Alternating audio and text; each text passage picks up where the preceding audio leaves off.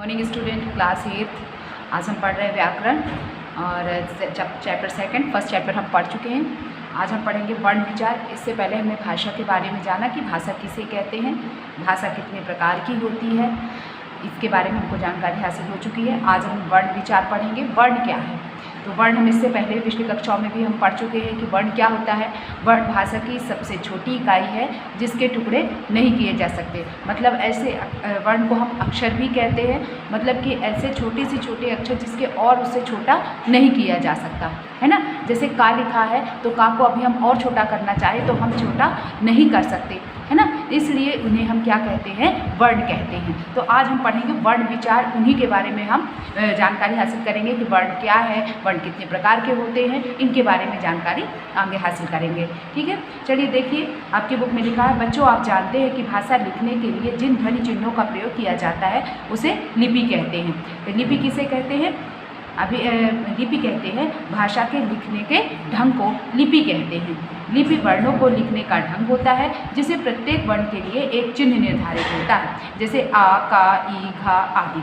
वर्ण भाषा की सबसे छोटी इकाई है जिसे खंडित नहीं किया जा सकता। वर्ण को मूल ध्वनि भी कहते हैं। वर्ण को मूल ध्वनि भी कहते हैं। प्रत्येक उच्चारित ध्वनि को लिखने के लिए लिपि चिन्ह की आवश्यकता होती है। यही लिपि चिन्ह जो है वर्ण कहलाते हैं। अब हम पढ़ेंगे वर्णमाला क्या है। किसी भाषा में जितने वर्ण होते हैं उनके निश्चित समूह से वर्णमाला बनती है। तो वर्णों के क्रमबद्ध समूह को वर्णमाला कहते हैं। अंडरलाइन कर लीजिए, वर्णों के क्रमबद्ध समूह को वर्णमाला कहते हैं। भाषा की इन ध्वनियों को उच्चारण की दृष्टि से दो भागों में बांटा गया है, स्वर तथा व्यंजन। स्वर जिन वर्णों का उच्चारण बिना किसी रुकावट के स्वतंत्र रूप से होता है उन्हें स्वर कहते हैं। हिंदी में कुल 11 स्वर होते हैं।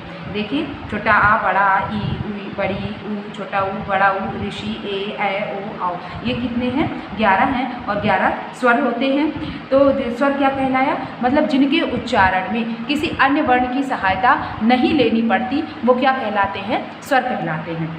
समझ में आया? स्वर क्या कहलाता है? जिन वर्णों के उच्चारण में किसी अन्य वर्ण की सहायता नहीं लेनी पड़ती वो क्या कहलाते हैं? स्वर कहलाते हैं। स्वर कुल 11 होते हैं। ठीक, समझ में आया?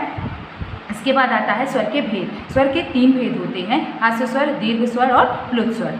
तो अब हम स्वरों के भेदों के बारे में जानकारी हासिल कर रहे हैं। तो हास्य स्वर क्या कहलाते हैं? जिन स्वरों के उच्चारण में कम समय लगता है। जब हम स्वरों का उच्चारण कर रहे होते हैं तो जिन स्वरों के उच्चारण में कम समय लगता है उन्हें हास्य स्वर कहते हैं। हास्य स्वर 4 प्रकार के 4 होते हैं,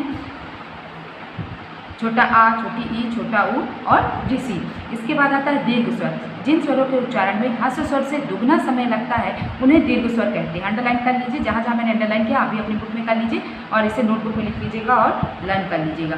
जिन स्वरों के उच्चारण में हास्य स्वर से दुगना समय लगता है उन्हें दीर्घ स्वर कहते हैं। दीर्घ स्वर 7 हैं, बड़ा आ, बड़ी ई, बड़ा ऊ, ए, ओ, औ आदि। प्लुत स्वर। जिन स्वरों के उच्चारण में हास्य स्वर से तिगुना समय लगता है उन्हें प्लुत स्वर कहते हैं, जिनका चिन्ह है ऐसे। इसका प्रयोग पुकारने, जोर से गाने या रोने के समय किया जाता है, जैसे राम, ओम आदि।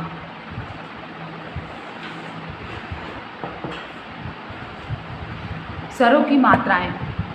स्वरों की मात्राएं। हिंदी में स्वरों का प्रयोग 2 प्रकार से किया जाता है। अपने मूल रूप में जैसे अनार, ईख, उल्लू आदि ये मूल रूप में हो गया, और मात्रा के रूप में जैसे चा में आ की मात्रा लग गई तो क्या बन गया? चा बन गया। पा में ई की मात्रा लग गई तो पी बन गया। इस तरह मात्रा के रूप में भी प्रयोग करते हैं। और इसके बाद आता है अयोग वाक्। हिंदी की वर्णमाला में प्रायः स्वरों के साथ अंग तथा आहा को लिखा जाता है, परंतु ये वर्ण पूर्ण रूप से स्वर और व्यंजन नहीं माने जा सकते। तो अयोग वाक् क्या कहलाते हैं? अयोग वाक् वे कहलाते हैं जो न स्वर होते हैं और न व्यंजन होते हैं, वो अयोग वाक् कहलाते हैं। जो न स्वर होते हैं और न व्यंजन होते हैं उन्हें अयोग वाक् कहते हैं। इसके बाद आता है अनुस्वार। प्रत्येक वर्ग का 5वां वर्ण नासिक के व्यंजन है। प्रत्येक वर्ग का 5वां वर्ण नासिक के व्यंजन है, अर्थात इसका उच्चारण नाक से किया जाता है। इसे अनुस्वार के रूप में अंग लिखा जाता है, जैसे संसार, मयंक, अंगूर आदि। अनुनासिक चंद्रबिंदु जिसे हम कहते हैं उसे अनुनासिक कहा जाता है। अनुनासिक ध्वनियों में हवा मुख के साथ साथ नाक से भी निकलती है। ठीक है, अनुनासिक ध्वनियों में हवा मुख के साथ साथ नाक से भी निकलती है। इसे दर्शाने के लिए चंद्र बिंदु का चिन्ह लगाते हैं, जैसे आँख, पाँव, पाँच, गाँव आदि। विसर्ग, इसका उच्चारण लगभग हा के समान किया जाता है। इसे व्यंजनों के पीछे लगाते हैं। इसका चिन्ह ये 2 बिंदु आपकी बुक में दिया हुआ है, इसी तरह 2 बिंदु लगाते हैं, जैसे अतः, प्रातः, प्रायः आदि। इसके बाद आता है आगत स्वर। आगत स्वर क्या कहलाता है? आगत मतलब आ गए, है ना। ऐसे स्वर जो कि हमारी भाषा में आए हैं। तो कौन कौन से? हिंदी के 11 स्वरों के अतिरिक्त आ ध्वनि को भी हिंदी में सम्मिलित किया जाता है। इसका उच्चारण आ तथा ओ के मध्य का होता है। इसका प्रयोग अंग्रेजी में से आए शब्दों में के लिए किया जाता है, जैसे बॉल, है ना। तो बॉल जब लिखते हैं हिंदी में तो इस तरह ये लगा दिया जाता है, इसे हम आगत चिन्ह कहते हैं, ठीक है। बॉल, चौक, college, doctor, frock, hall, office आदि। तो इसका प्रयोग हम कब करते हैं? अंग्रेजी शब्दों को लिखने के लिए करते हैं। इसके बाद आता है हलंत। हलंत क्या कहलाता है? जब स्वर के बिना किसी व्यंजन को लिखा जाता है, जब स्वर के बिना किसी व्यंजन को लिखा जाता है तब वर्ण के नीचे तिरछी रेखा लगाई जाती है, उसे ही हलंत कहते हैं, जैसे अद्भुत, गड्ढा, छुट्टी आदि। ठीक, स्वर समझ में आया। अब हम पढ़ते हैं आज व्यंजन। व्यंजन क्या कहलाते हैं? व्यंजन जिन वर्णों का उच्चारण करते समय स्वरों की सहायता ली जाती है उन्हें व्यंजन कहते हैं।